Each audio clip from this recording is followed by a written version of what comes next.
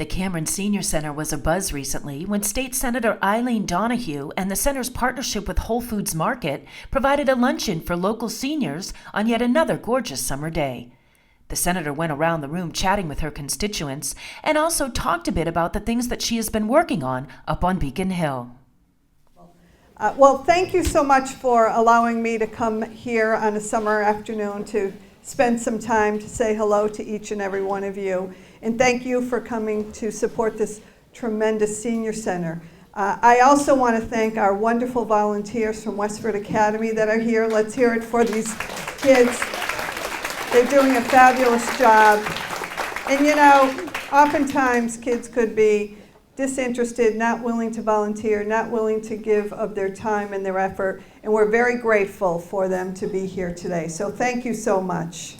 I also want to thank my Chief of Staff, Kara Keefe Mullen, and her niece who's here.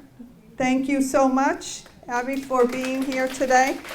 And I want to thank everybody from the Senior Center, from Jennifer to all of the staff here who do such an amazing job year in and year out throughout the days and months. And the president of the Friends, thank you for being here as well. Thank you so much. I thought I'd take a minute to talk to you about some of the things that have happened on the state level, some of the things that we've been working on together, and things that I think are important as we move forward. You know, we had a busy legislative session this year. It seemed like a lot of the things came right at the end of the year, but we dealt with many, many issues, I think, that affect people.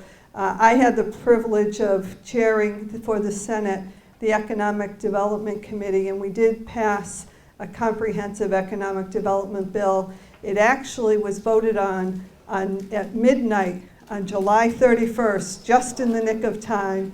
But it's a $1 billion bill. Governor Baker had filed the bill earlier this year, and it went through the hearing process, and it went through the House, and it went through the Senate, and then through a joint conference committee. And I think the bill we ended up with is important in a number of ways. It does three things.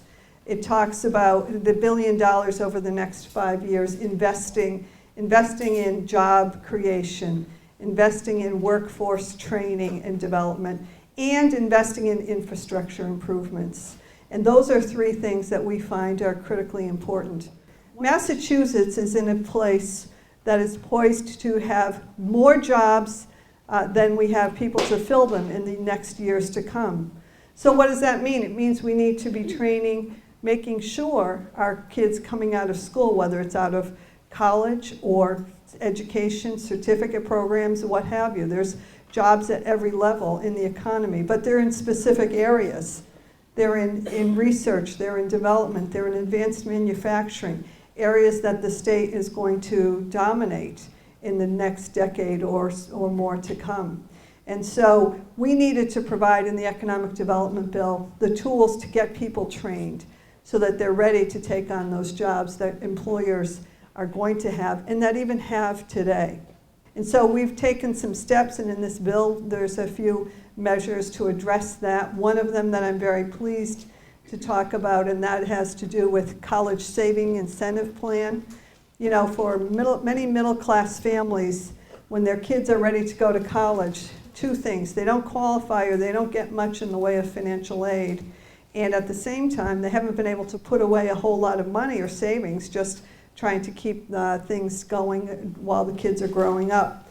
And so we were able to get a plan in the Economic Development Bill that will give an incentive, a tax incentive, a tax deduction for college savings each year while kids, from the time they're born all the way through, that if parents or family members can put money aside, they can get a tax deduction, and that's really important to incentivize savings. And that was a portion that was important as well. Another part of the Economic Development Bill, and one that I know Westford is interested in, has to do with what's the MassWorks program. What MassWorks is, we've in the bill have earmarked $500 million for infrastructure improvements and work in our cities, in our towns, whether it's road work, bridges, things that need to get done in order to bring businesses and create jobs and support the jobs that we have. I know Westford is interested in that. We'll be applying for MassWorks grants, and we're very happy that there'll be a large pool of money to try and support that kind of development.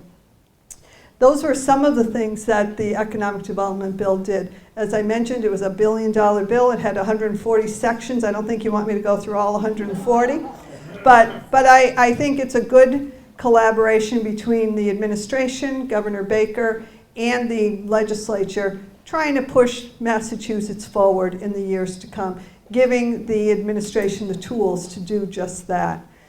We passed a comprehensive energy bill, trying to incentivize our energy, getting more green energy, away from our dependence on fossil fuels, and you'll see that in the next years to come, because we have incentivized, again, in the energy bill, trying to use other forms of energy, whether it's hydro energy, wind, solar, so that we're not totally dependent on gas and oil, trying to bring, not just green the economy, but bring down our dependence on fossil fuels. And that was another important bill that passed. We passed a bill that you may have heard about, and that was the pay equity bill. Now it sounds like you think that we already have pay equity. Well, in fact, we don't.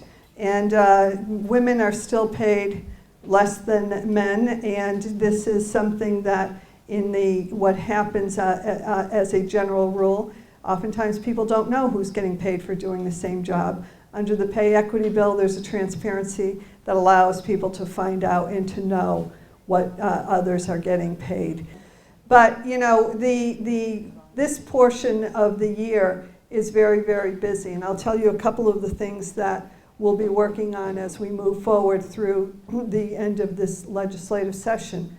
I was asked to be involved with looking at the issue concerning fantasy sports. Online gambling right now is a $100 billion a year industry nationwide that's kind of going unchecked, unregulated, unlooked at. And so a commission was established through the Economic Development Bill, of which I'll be a chair, and we'll start work in October, having hearings on this issue and many others related to this, and making sure we understand all aspects of not just fantasy sports, but online gaming. But it's a challenge, and it's a challenge to make sure that, you know, people are being consumers are protected, that you know, it's different than walking into a store. And so as legislators, we find ourselves in this position where the landscape is changing, whether it has to do with the infrastructure in terms of how are we going to build and support infrastructure, whether it has to do with entertainment in the form of, you know, daily fantasy sports, for example, or online gaming, or in the area of consumer buying. If people are relying on consumer buying their purchases, right now it's goods. It could, in some areas of the country, has turned to groceries that people are buying online. All these things that as legislators we're looking at to make sure that we have a handle on as we go forward, as the country changes, as our world changes, that we're staying up and on top of that. Another thing that was brought up, it sounds a little quirky, it is, and that is, should we move into a different time zone? Should Massachusetts think about moving out of our time zone into the Atlantic time zone? And what that would mean is just not turning your clock back. Don't fall back in the fall. But, you know, some of the reasons people have brought out is that it was initially done for farmers, and the farming industry is really not the majority of our industry anymore. In Massachusetts, in terms of our geography, we kind of line up more because our state juts out a bit. So for daylight and so forth, that might be a way of looking at it. And I think the other part, it's very, you know, people complain about springing ahead in the spring and falling back, and what that does to people's, you know, rhythms and just their health. There have been health issues raised. And then the other question is, you know, kids starting school, should they be starting later in the day? You know, some of the studies are telling us that adolescents aren't at their peak at 7 a.m. in the morning, and maybe starting them an hour later would not be a bad idea. But I'm very honored to represent the 1st Middlesex District. You know, this is a district that's rich in history, rich in culture, and rich in really community involvement and community commitment in each and every one of the communities that I represent. I think we're very lucky to live in this area of the state. You know, when I compare 1st Middlesex District with some of my colleagues' districts in other parts of the state, this district has done fairly well. Westford certainly has fared well in the economy since the downturn of the last recession, the Great Recession.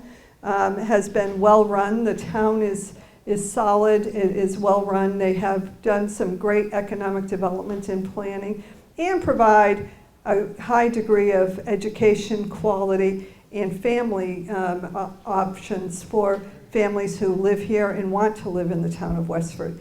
And there are also employment opportunities that unfortunately just don't exist in some of the communities across the state. Another project that you may have heard about that will have some impact on the whole northern Middlesex area, and that is the judicial complex that will be built in Lowell, groundbreaking next month, September 22nd. Now that has some significance because it's going to be the biggest judicial complex in the history of the Commonwealth.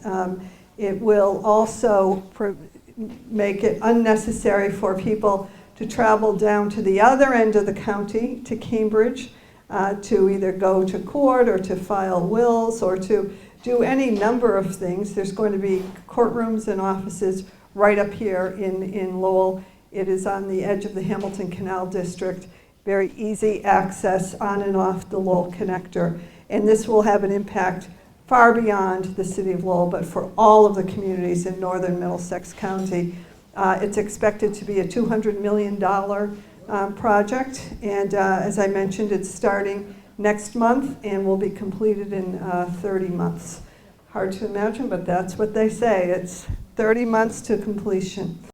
Well, thank you all very much, and I hope you enjoy the rest of the summer. It looks like it's a beautiful one for the rest of the week. And I look forward to coming back again real soon. And as always, please feel free to contact me in my office. Email me, call me, write me, whatever way you can if you ever need any help whatsoever. Our door is always open. Thank you very much.